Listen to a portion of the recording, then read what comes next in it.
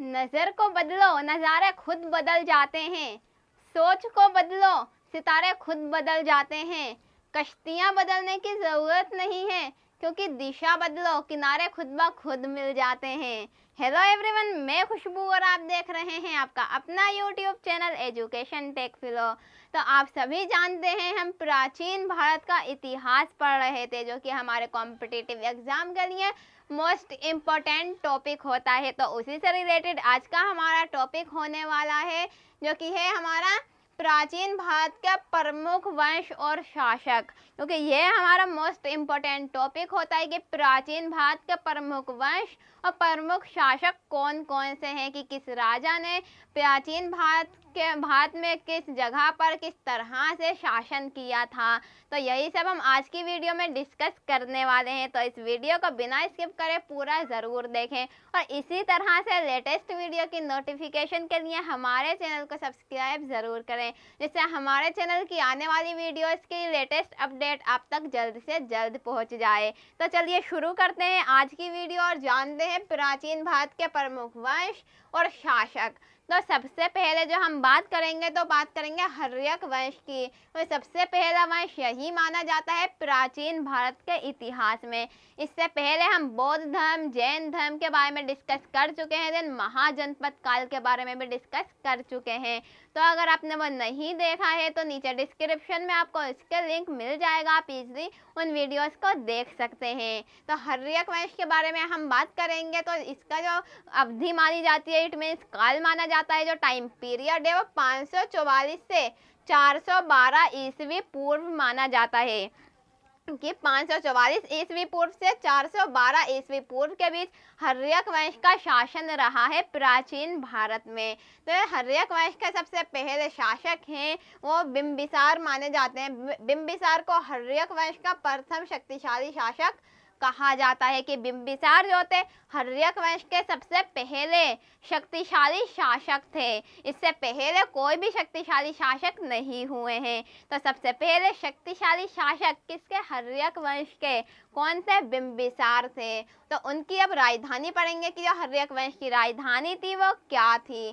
तो इनकी राजधानी गिरिव्रज थी, और गिरिव्रज को राजगृह भी कहा जाता है। तो दोनों नाम आप बहुत अच्छे से याद रखिएगा कि गिरिव्रज और राजगृह अलग अलग नहीं है। जो कि हमने महाजनपद काल में, जो हमने मगध महाजनपद का इतिहास पढ़ा था, मगध महाजनपद के शक्तिशाली होने का कारण पढ़ा था, उसमें भी हमने यही पढ़ा था कि जो हर्यक वंश का शासन मगध महाजनपद पर रहा है, और मगध महाजनपद की राजधानी गिरिव्रज यानी कि राजगृह भी थी। तो इसका हर्यक वंश का संबंध मगध महाजनपद से भी है। तो जब आप मगध के बारे में पढ़ेंगे तब भी आप हर्यक वंश के बारे में पढ़ते हैं। तो आप बहुत अच्छे से याद रखिएगा कि हर्यक वंश की जो राजधानी थी बिंबिसार के टाइम पीरियड में तो क्या थी? गिरिव्रज थी, यानी कि राजगृह। अब राजगृह कहाँ पर है? बिहार में स्थित है। तो इस टाइम बिहार में है वो राजगृह या फिर गिरिव्रज। देन उसके बाद आजाद शत्रु।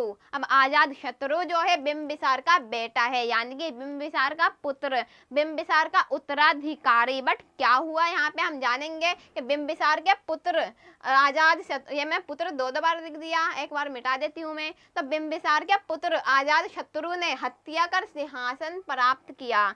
जो बिंबिसार का पुत्र था आजाद शत्रु, उसने उत्तराधिकारी ना बन के में से अपने पिता के बाद राजा ना बनकर बल्कि अपने पिता की हत्या करने के बाद शासन प्राप्त किया।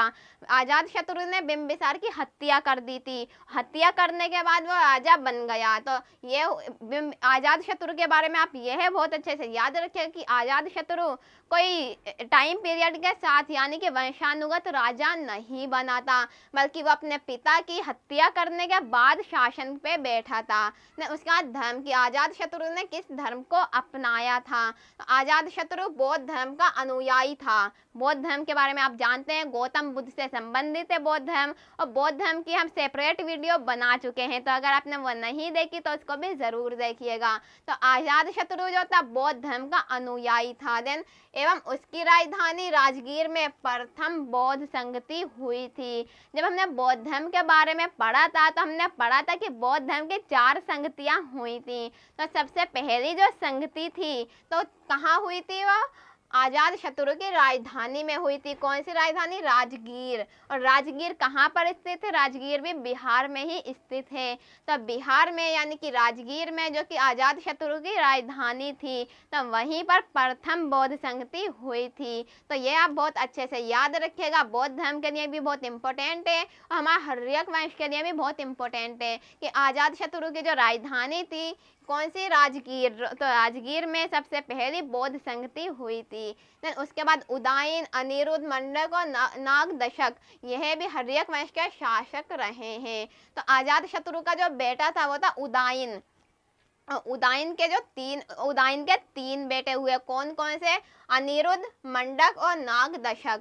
तो इसी तरह से सीरीज वाइज सभी ने शासन करा, बट जो नागदशक था वो उसमें ज़्यादा हम कह सकते हैं कि वह ज़्यादा योग्यशाली शासक नहीं था, उसमें ज़्यादा शक्ति नहीं थी, ज़्यादा अच्छा शासक नहीं था, जिसके कारण नागदशक के बाद हर्यक वंश का शासन खत्म हो गया और उसके बाद नंद वंश का शासन आया। तब हम नंद वंश के बारे में पढ़ेंगे कि नंद वंश क्या था, नंद वंश के कौन कौन संस्थापक थे, इसका टाइम पीरियड क्या था। तो हम हर्यक वंश के बारे में बहुत अच्छे से पढ़ चुके हैं।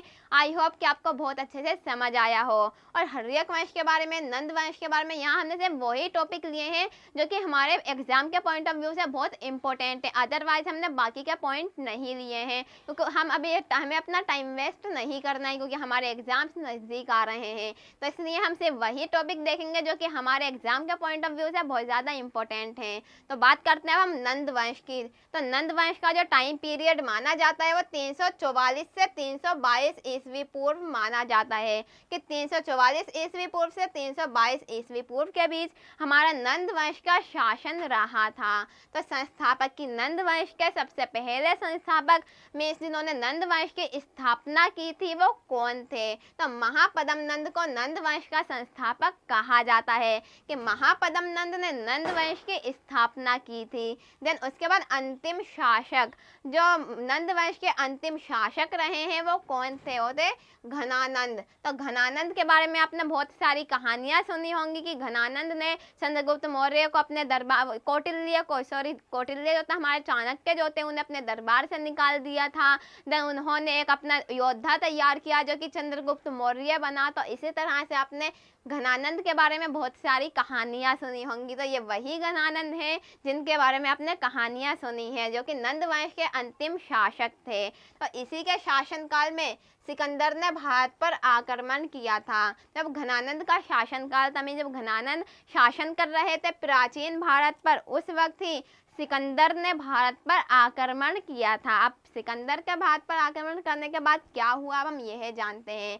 सबसे पहले हम जानेंगे कि सिकंदर कौन था, कि अब कोई इस तरह आम आदमी तो उठ के आ नहीं जाएगा जो भारत पे शासन करने लगे, भारत से युद्ध करे, है ना, कुछ तो उसमें क्वालिटी होगी। तो मकदूनिया के शासक फिलिप का पुत्र था सिकंदर। यह आप बहुत अच्छे से याद रखिएगा कि मकदूनिया के शासक फिलिप का पुत्र था सिकंदर, जो कि 326 ईस्वी पूर्व में भारत पर आक्रमण किया था।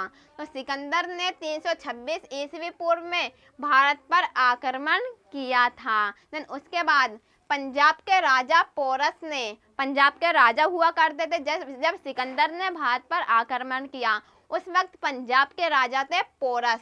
तो उन्होंने सिकंदर के साथ झेलम नदी के किनारे, सिकंदर के साथ झेलम नदी, आप जानते हैं झेलम नदी के बारे में, तो उसी नदी के किनारे हाइडेस्पिस का युद्ध, हाइडेस्पिस का मतलब है वितस्ता का युद्ध लड़ा, परंतु हार गए। जो पंजाब के राजा पोरस थे वो सिकंदर से युद्ध में हार गए। देन बाद में सिकंदर भारत भूमि छोड़कर बेबीलोन चला गया।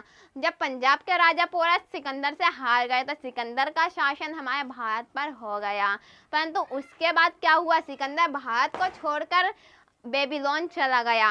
अब भारत को छोड़कर जब बेबीलोन चला गया, देन उसके बाद 323 ईस्वी पूर्व में उसकी मृत्यु हो गई। आप जानते हैं कि 326 ईस्वी पूर्व में सिकंदर ने भारत पर आक्रमण किया था। देन उसके 3 साल बाद ही जब सिकंदर बेबीलोन चला गया, देन उसके बाद उसकी मृत्यु हो गई, यानी कि उसका देहांत हो गया, वो मर गया। तो आई होप कि आपको यहाँ तक बहुत अच्छे से समझ आया हो कि हर्यक वंश का शासन किस टाइम पीरियड में था, हर्यक वंश के कौन कौन से राजा थे, देन उसके बाद नंद वंश की स्थापना किसने की थी, अंतिम शासक कौन थे, घनानंद कौन थे, और सिकंदर ने आक्रमण किस तरह से भारत पर किया था, सिकंदर कौन था, उसकी मृत्यु कब हुई था। हमारा यह टॉपिक बिल्कुल कवर हो चुका है और इसके हम नेक्स्ट वीडियो में हम मौर्य साम्राज्य के बारे में बात करने वाले हैं कि मौर्य साम्राज्य में जो भी था, जैसे चंद्रगुप्त मौर्य आप जानते हैं, बहुत सारे महान शासक महान योद्धा रहे हैं हमारे मौर्य काल में, मौर्य साम्राज्य में। तो इसके नेक्स्ट वीडियो में हम मौर्य साम्राज्य के बारे में बहुत अच्छे से पढ़ने वाले हैं,